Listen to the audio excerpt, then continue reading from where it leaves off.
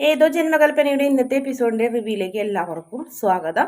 അങ്ങനെ ഗേറ്റ് തുറക്കുന്ന സൗണ്ട് കേട്ടപ്പോൾ അഞ്ജലി പറഞ്ഞ് ശ്രുതി ആവുള്ളൂ, രാമേട്ടൻ ഒന്ന് പോയി നോക്കിയിട്ട് വന്നതെന്ന് പറയുമ്പോൾ രാമേട്ടൻ പുറത്തേക്ക് വരുമ്പോൾ ശ്രുതി എന്നെ ശ്രുതി മോളോ, അഞ്ജലി മോള് പറഞ്ഞിരുന്നു ശ്രുതി മോളായിരിക്കും വരുന്നത്, മോളെ എന്ന് പറഞ്ഞപ്പോൾ ഹാപ്പി ദീപാവലി രാമേട്ട, ആയിക്കോട്ടെ ബായോ എന്ന് പറഞ്ഞ് വിളിക്കുന്നുണ്ട്.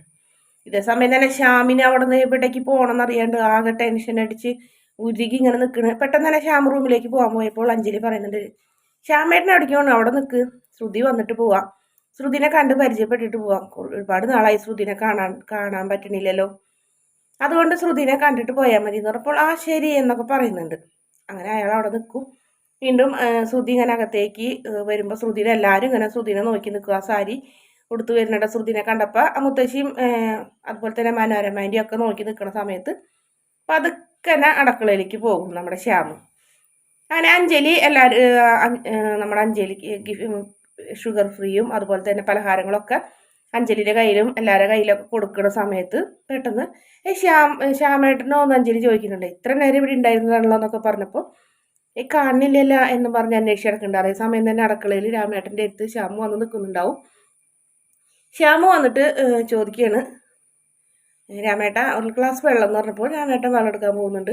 അതിന് മുന്നേ പായസത്തിൻ്റെ കാര്യം, മോനെ ഇത് പൈനാപ്പിൾ ഇട്ട പായസമുള്ളൂ, ഇത് മോനല്ല, മോന് വേറെ പായസം രാമേട്ടൻ ഉണ്ടാക്കിയിട്ടുണ്ടെന്ന് പറയുന്നു. ആ ശരി എന്ന് പറയും. ശ്രുതിയിൽ നിന്ന് രക്ഷപ്പെടാൻ എന്ത് ചെയ്യും, എങ്ങനെ റൂമിലേക്ക് പോകും, അല്ലെങ്കിൽ എവിടേക്ക് എങ്ങനെ പുറത്തേക്ക് പോകും, അഞ്ജലി വിടില്ലല്ലോ, ഇന്ന് എന്തായാലും എല്ലാം തകർന്നത് എന്നൊക്കെ ആലോചിച്ച് ശ്യാമ് വേറൊരു നിവർത്തിയില്ലാണ്ടായപ്പോൾ അതെടുത്ത് ആ പായസം എടുത്ത് 2-3 ടീസ്പൂൺ ഇങ്ങനെ വാരി വാരി കഴിക്കുന്നുണ്ട്. അപ്പോൾ ആ സമയത്ത് രാമേട്ടൻ കൊണ്ടുപോയി, അയ്യോ മോനെ എന്ത് പണിയാണ് കാണിച്ചത്, ഇത് പൈനാപ്പിൾ ഇട്ടതല്ലേ, അയ്യോ രാമേട്ടൻ പറയണ്ടേ, ഞാൻ അറിയാണ്ട് കഴിച്ചതാണ്, നിങ്ങൾ എന്ത് പണിയാണ് ചെയ്യുന്നതൊക്കെ ചോദിച്ച് രാമേട്ടനോട് ദേഷ്യപ്പെടുന്നുണ്ട് ശ്യാമ്. ഞാൻ പറഞ്ഞതല്ലേ കുഞ്ഞെ, ഇതിൽ പൈനാപ്പിൾ ഉണ്ട്, മോന് വേറെ തരാമെന്ന് പറഞ്ഞപ്പോൾ ഇനിയിപ്പോൾ എന്താ ചെയ്യാന്ന് ചോദിച്ചാൽ അപ്പോഴത്തേനും ഇങ്ങനെ തുമ്മൽ പോലെ ആവുന്നുണ്ട്.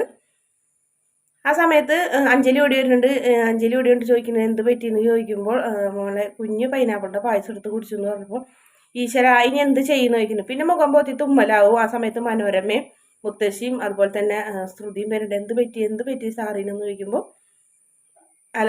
പൈനാപ്പിളിന് ഈ പാവത്തിന് പൈനാപ്പിളും നാരങ്ങയൊക്കെ അലർജി എന്ന് മുത്തശ്ശി പറയുന്നുണ്ട്.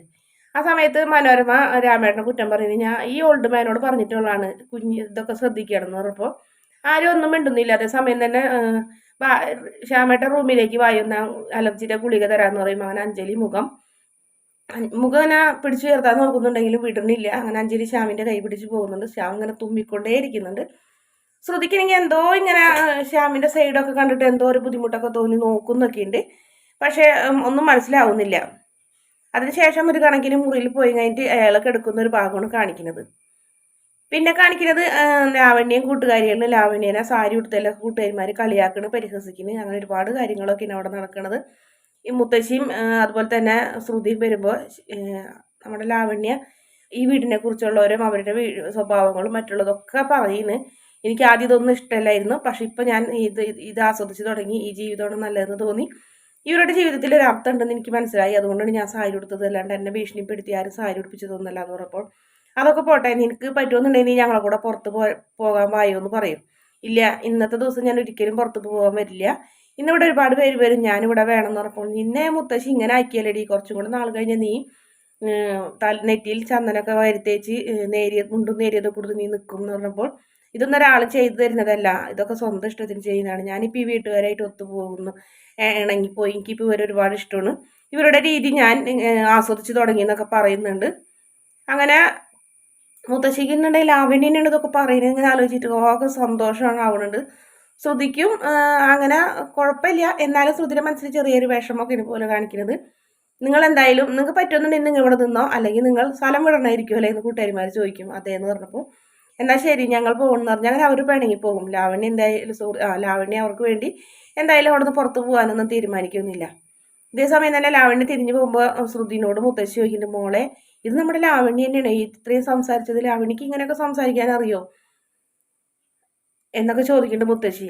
ഇവളെ ഇങ്ങനെ മാറ്റിയെടുത്തതിൽ ഒരു പങ്ക് നിനക്ക് തന്നെയാണെന്നൊക്കെ പറഞ്ഞ് മുത്തശ്ശി വാ മോളെ എന്ന് പറഞ്ഞ് അകത്തേക്ക് വിളിച്ചിട്ട് പോകുന്നുണ്ട് ലാവണ്യനെ. പിന്നീട് നമ്മുടെ ശ്രുതിക്ക് എന്തോ ഒരു മനസ്സിൻ്റെ ഒരു വിഷമം പോലെ, അങ്ങനെ ശ്രുതി ഇങ്ങനെ വിഷമിച്ച് നിൽക്കുന്നിടത്തേക്ക് ലാവണ്യ ഓടി വന്നിട്ട് ശ്രുതിനെ കെട്ടിപ്പിടിക്കും. ശ്രുതികുമാരി എൻ്റെയും ASI സോറി എൻ്റെയും അശ്വിൻ സായിറാമിൻ്റെയും വിവാഹം നടത്താൻ മുത്തശ്ശി തീരുമാനിച്ചു എന്ന് പറയുന്നു. അത് കേൾക്കുമ്പോൾ പെട്ടെന്ന് ശ്രുതി ഇങ്ങനെ തിരിഞ്ഞ് സമ്മതിച്ചു എന്ന് പറയുന്ന തിരിഞ്ഞ് ഇങ്ങനെ നിൽക്കുമ്പോൾ, എന്താ ശ്രുതി നിനക്കത് കേട്ടിട്ടൊരു സന്തോഷമില്ല? സന്തോഷമുണ്ട് മാഡം, നല്ല സന്തോഷമുണ്ടെന്ന് പറയുന്നുണ്ട്. പക്ഷെ ശ്രുതിയുടെ മുഖത്ത് ഒരു പെട്ടെന്നൊരു നിരാശ ഭാവിച്ച പോലെയാണ് കാണുന്നത്. അതേസമയം തന്നെ അഞ്ജലി പറയുന്നുണ്ട്, സോറി അഞ്ജലി അല്ല ലാവണ്യ പറയുന്നുണ്ട്, ഞാൻ ഇങ്ങനെ ആവാൻ കാരണം ഞാനും അശ്വിൻ സാറും ഇങ്ങനെ അടുക്കാനോ കാരണതും ഒരു പരിധി വരെ നിനക്ക് ഇതിൽ നല്ലൊരു പങ്കുണ്ട്. ഇനി അശ്വിൻ സാറും മുത്തശ്ശി സമ്മതിച്ചാൽ അശ്വിൻ സാറും സമ്മതിക്കും. ഇനി എന്തായാലും ഒരു ലിവിങ് ടുഗറിനെ കുറിച്ച് ഞാൻ ചിന്തിക്കുന്ന പോലില്ല. അശ്വിൻ സാറിനെ നല്ല കാര്യങ്ങളൊക്കെ പറഞ്ഞ് മനസ്സിലാക്കി കൊടുക്കണം. അല്ലെ ശ്രുതി എന്ന് പറഞ്ഞു മാരേജിന്റെ മഹത്വവും കാര്യങ്ങളൊക്കെ പറഞ്ഞ് മനസ്സിലാക്കി കൊടുക്കണം എന്ന് പറഞ്ഞപ്പോൾ അതെ അതെ എന്ന് പറയുന്നുണ്ട് ശ്രുതി. അതിനുശേഷം രാമേട്ടൻ വന്ന് ചോദിക്കുമ്പോൾ ശ്രുതി മോളെ അഞ്ജലി കുഞ്ഞിനെ കണ്ടോ നോക്കുമ്പോൾ ഇല്ല എന്ന് പറയുന്നുണ്ട്. ഞാൻ അവിടെയൊക്കെ നോക്കിയിട്ട് കാണില്ലല്ലോ, താഴത്തില്ലേന്ന് ചോദിക്കുമ്പോൾ ഇല്ല എന്ന് പറയും. അങ്ങനെ അഞ്ജലിയുടെ മുന്നിൽ ലാവണ്യയുടെ മുന്നിൽ നിന്ന് എങ്ങനെയെങ്കിലും ശ്രുതിക്ക് രക്ഷപ്പെടാനൊരു അവസരമായിരുന്നു. ശ്രുതി ലാവണ്യോട് പറയുന്നുണ്ട്, ഞാൻ ഇപ്പോൾ വരാം, അഞ്ജലി മാഡത്തിനെ ഒന്ന് നോക്കട്ടെ എന്ന് പറഞ്ഞു. അങ്ങനെ നേരെ അഞ്ജലിയുടെ മുറിയിലേക്ക് കയറി ചെല്ലും. അതിന് മുന്നേ വിളിക്കുന്നുണ്ട് അഞ്ജലി മാഡം എന്ന് വിളിക്കുമ്പോൾ അഞ്ജലി എന്തായാലും അഞ്ജലി ഒന്നും ഉണ്ടാവില്ല. ഇവളെന്തിനും ഇവിടേക്ക് വന്നതിനൊക്കെ ആലോചിച്ച് ശ്യാമ് വേഗം തലയിൽ കൂടെ ഒന്നും കൂടെ പുറപ്പൊക്കെ ഇട്ട് കിടക്കുന്നുണ്ട്. സാർ കുറവുണ്ടോ എന്നൊക്കെ ചോദിക്കുമ്പോൾ ഒന്നും മിണ്ടില്ല. പാവം ഗുളിക കഴിച്ചതിൻ്റെ മയക്കത്തിലായിരിക്കും, എന്തായാലും കിടന്നുറങ്ങിക്കോട്ടെ, പാവം നല്ലൊരു ദിവസമായിട്ട് അതിന് ഇങ്ങനെ ഒരു വിധി വെച്ചല്ലോ എന്നൊക്കെ പറഞ്ഞു കഴിഞ്ഞിട്ട് ഇങ്ങനെ സൂക്ഷിച്ച് നോക്കുന്നുണ്ട് ശ്രുതി. ആ സമയത്ത് അഞ്ജലി കണ്ട് എന്താ ശ്രുതി എന്ന് ചോദിക്കുന്നുണ്ട്.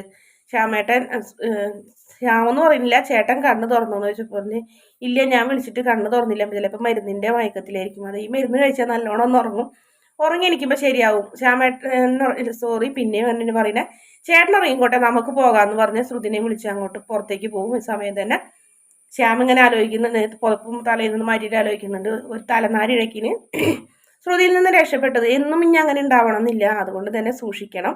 ഇനി ഇങ്ങനെ പറ്റിക്കൂടാ, ഈ ശ്രുതിനെ ഈ വീട്ടിൽ നിന്ന് ജോലിക്ക് എത്രയും പെട്ടെന്ന് ഒഴിവാക്കണം. ഇനി ശ്രുതിനെ ഇവിടെ ജോലിക്ക് നിർത്തിയാൽ ശരിയാവില്ല എന്നൊക്കെ ഇങ്ങനെ ആലോചിച്ച് ശ്യാം ഇങ്ങനെ തലയ്ക്ക് കൈയും കൊടുത്ത് ഇങ്ങനെ ഇരിക്കുന്ന ഒരു ഭാഗമാണ് ഇന്നത്തെ എപ്പിസോഡിൽ അവസാനം. വീഡിയോ ഇഷ്ടപ്പെടുകയാണെങ്കിൽ ചാനലൊന്ന് സബ്സ്ക്രൈബ് ചെയ്ത് സപ്പോർട്ട് ചെയ്യണേ.